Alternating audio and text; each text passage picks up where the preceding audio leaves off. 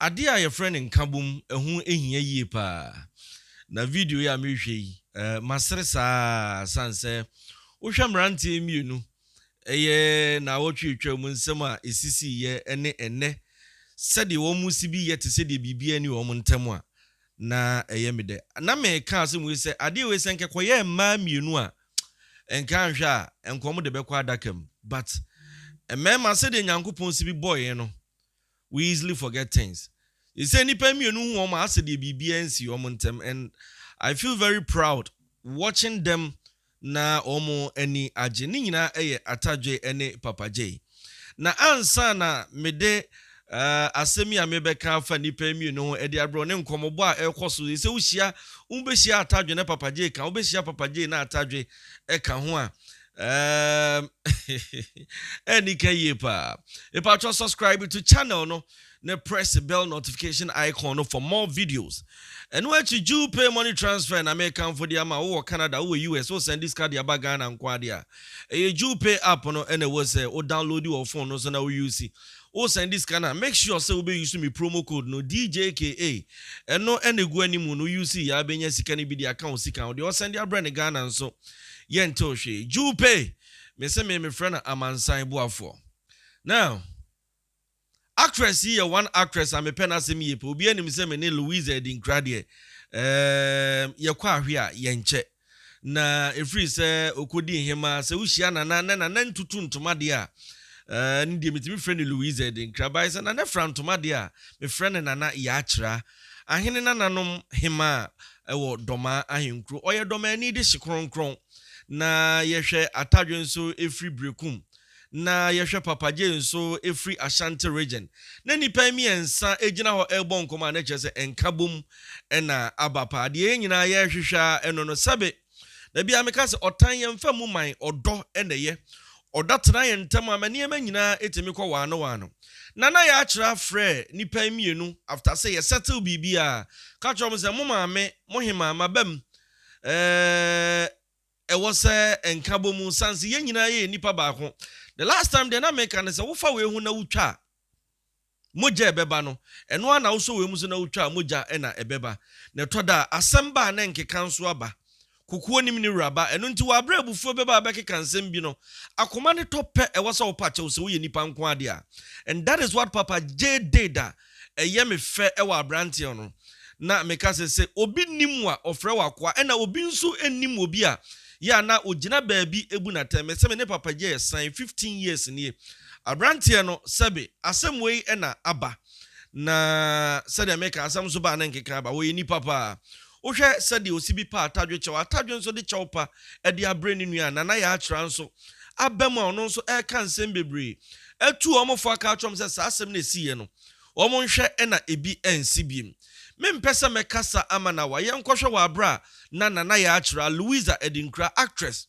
otu mrantie mienu efo ano omumienu ato abasako mu omugina ho anechese ayefefefe se afani afa benka sa bontenso fo bembe famko arete ne panini su wo fie a oye mpanyimfo so ne ka abasem bi se fanyina atena fie ama mmofrawe na nka na ne begu na nkanwefo a saa panyini no oka ho efi se wo fie ho ne nkura ne bewe na nka ne wanka hwe ne sabio yentinsi yantuma ko fie wa bontene da bia oye adwuma ne ye ntokwa ne nyema bi sei so ba kuma na nan na onkasa na menya ne kasa ni emaye ana ma bi twa kasa ba wode bank no bo ni sa nyema ba ku mienu yesu ansia aya ne woti ya umienu ra na ne so fa bi no wu se woti ya na ne so ba bibi sisei na mama ye nyina ye ni da ho ni ye ni ba ye ho so se mfumso de ya be ye nipa de mfumso wo nipa ho sabio sin ne tachirema kura begu ye numi beko nso ba ni besiesie basem nti se ya ye wo fie ha ye nti manhwe ama sunwi ama ye nti nkase ye twene sa abonten sofo mesiesie ya asem maye ya si antuma gufi ni bi wa abonten de ye mfomso ne baaye ya sira ho anofom brajo mfa boni bia asi ncheye ya nye ni ye tambia no akanfo ye wakasa bi se krache esa no tie wa bia onyunyi oyema ho yento aso na to aso na kasa ye wo set so nti de obesi bia na yesere ho fa nche ye ni nyina aka ye adwuma ne ho ya pona ye giragina ha ide yesere mo bebre na na akoso wa papaje ene Atadwe bentem ma ba ba panyini nya da kura na se papaje sine panyini Atadwe de ni nsensene ne panyini papaje sine panyini kura na enam de bia nkitanti nsene ne panyini nya da ne ma menem nti se mantima mfa ne na nsi asenyim na ye behwe sa abonten sofo ne hu besiesie amaya no kura nie hu besiesie de nso hu besiesie awie na bia ne de nka ye ka ne fie kakra bia obesi no ne nka akwa akiri borosa efise bia betutu ne sere ne abasa nti hu mfa nche ye bebre na na aba abonten hu mfa nche ye ne se de besere chi abehu no ono kire se asundue mframa ne se de ya kan ya alofon brajo hu mfa nche ye de osi ye bia no abufuo kasa twitwie sabio ye gina hai akwasi ba ye obeka abono ofe oya asantini ye firi ye kuro ne ya ba ye bebobra ye ntena faako wi ase ne de be kurokura doso abentena faako nje ni ngwase so tie bia be ko bi kuro so se de ya ba asantimani no sa na asantini so wobuno manim ono so obobra bia ni ba bia otena onya na sundwie soro ho ba bia akoma huruduru ye bia no mfa nche honya batane oba junso gu na ne so a oba pepa wonti ntwada ojane na ne kra a oba pepa mfa nche na sundwie mframa akwasi ene ya ye wo ha ya kan boma orphan mframa ne mfasa ya fa mucho bia nka na koma nto ne yam ne ya ye gina ha bia ni ho a betwa ne ho a moja tuntum ne beba ye nyina moja akokọ ya kanfo edie esre ho a mfa nche ye ne hunja manenka ya manenka de uja maneka oye na sundwie mframa no bi bebo afa ba bia nyame nsira ho nyina amen. So eno ena make no fe kama pa me se me mani agiye pa na eno atri nkomobo no ekoso a ema papa je nso esan eka kire ni nua ne se ekasa aka kire Ghana fo se obi anya bibia ema ne nkasa nse asem ena ebae na asem nso de enya ba na ba na emum ye pet ne pomasi brandi sabre o ma pet ne pomasi brandi oni ni nua Atadwe de in fact wone na sansa brandi na openasem yi pa age se asem ene ba ye nti asem papa je ekan na ma we de me ma nkomeda ase na me da Dr. Likee so ase na ma da Ghana fo nyina so ase because asem ne ba no na enye easy but the moment me pa cho no say obia de me bone ede ahyem na wo say me ba na me frɛ Atadwe mu say efimakomam enye ma no keke what you say ntina me frɛ ne say omra na ja kana fo say one low still Ghana na Ghana ba ko ne nyina eti emmo se ho ka se Ghana ntete mpansa ma no ho akɔ Beni ho ba akɔ to ba ho entimi ko Beni aha ya ne ba entino me da se pan say wo so ayo ba pani na ba ye watimi aginamu asan apa Ghana fo che obi amaye say de asundwe nko an ye ko da mana sa ba interview fofo ene de nyamene hene awusiafo ni abema no asen osuro ne ho ode nyamene hene Ghana fo yesre ho mfa nche ye achopa na na yeguso eyabufuo ne baaye nipa de ye befonye ho ni yehu ne yamfonso so ne ye ka kire ho se ya mfa nche ye ne yemfa don't na se de ye de doti ya na Atadwe de oye de obeye interview papa je na so we na say e Ghana for you na say ya me sha obi a Abrantie papa je no na ono nso akasa na Atadwe nso eka nsem bi e de kire Ghana for ene papa je se obi anya bibia e ma ne nkasa nse ade ba ko abrantie no oyema ne yeme for papa je se me bra panyin o se ono de oyeme bra panyin na mo amuni mo Atadwe in fact woni Atadwe enhia wa bra mo nkasa 2 minutes wa bra won sere enu nti Atadwe se ya me ntampe ne nkomo sanse usia ne kom de obemu asere amekom no asan ade obi mpa nti ono nso eka nsem bebre e de kire papa je esan so eka kire Ghana for say the love still continues. Papa, hello. Say Ghana for any mu. No be kwa Atadwe TV say be boy gum. Me so be active by force. Wow. Me so che. Ma tepa. Nya me yaduma be yaduma gidigidi pa kwa Atadwe TV. Ti Ghana for my hwe nim. Papa ji de me ande ne mbra panyin no. Asa ne baaye. Mo panche ye. Rebiase. All right. Ebe adwuma. So on fe. Abranti a friend Sobolo nso e the French e be kan sem bebre na de kire ni nua Papa J ene Atadwe e the French gina French kasa so etu nkofo emienu efo pa esan ka bibi e de kire Ghana fo yenkotie Sobolo the French teacher wa bra obeto se Papa J ene Atadwe egina ho a ono nso the French e be kan kabomu nsem odonsem e de kire Papa J yenkotie Sobolo. Présentation donc les fighters, regardez les papadjés, donc Atadwe connaît. Nous avons remengué, regardez, ce n'est pas rien. Nous avons comme ça, elle a tué la pluie le mois, sans pas trop là ici. Merci tout le monde, au revoir. Merci mon frère, merci. Ok.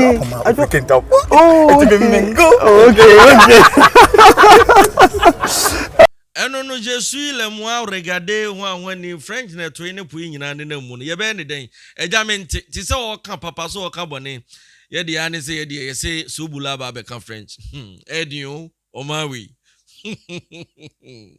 Sobolo you too conversation no e koso no Dr. Likee nso eboruom ye nyina ni makabeneza ene ne nsem kwa asem ene oboruom no o eye kroye na ye nyina ye penti ene se kroye abade a ene ye danyankopon ase ose asemba ya na sede medi kan na bufuo kakra na emom sa akoma akotro de a ne enuanom akom ho abom de a ene me kura me reveal me secret bi de a kire Ghana fo ose me yesantini ba me yira me be wa na yabunu ni so no ai Dr. Likee so ba be wa rebunu ni ba enu nti sede me ka ye nyina ye nipa ba ye ntie Dr. Likee asema ono nso ebowura nkomonum wa bra ne ye mfre no a wode ne nhwehwe animu ebeke bi aba ka o mu nyina bo se de be aka o mu nyina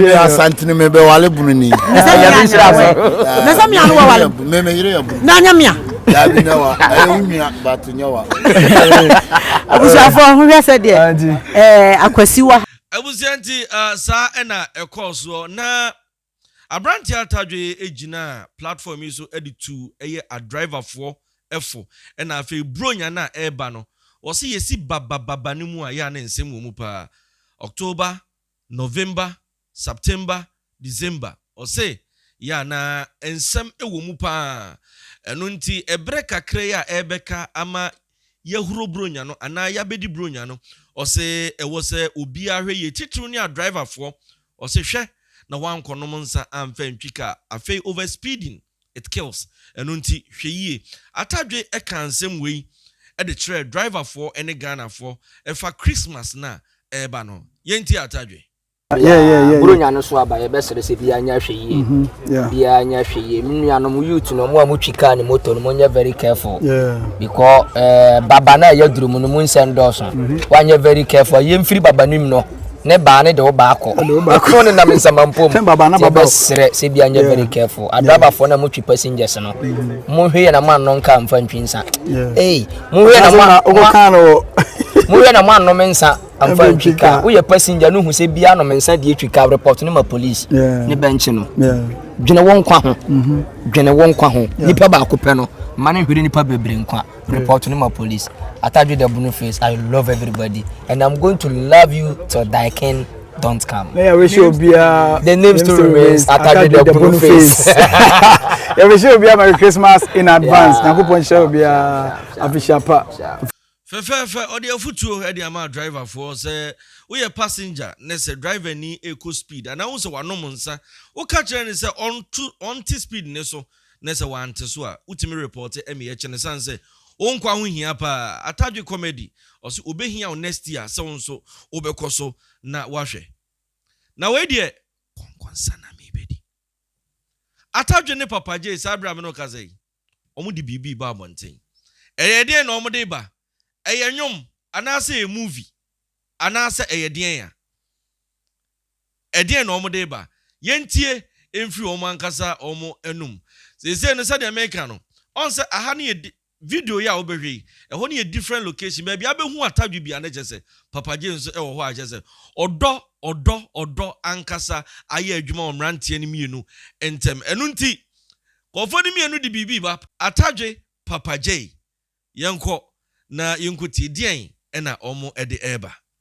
Name still remains Atadwe the Bono face. Bono Bono face. Say Dina. Atadwe the Bono face. Papa J a power show. Yeah, say me so ma apa na cho.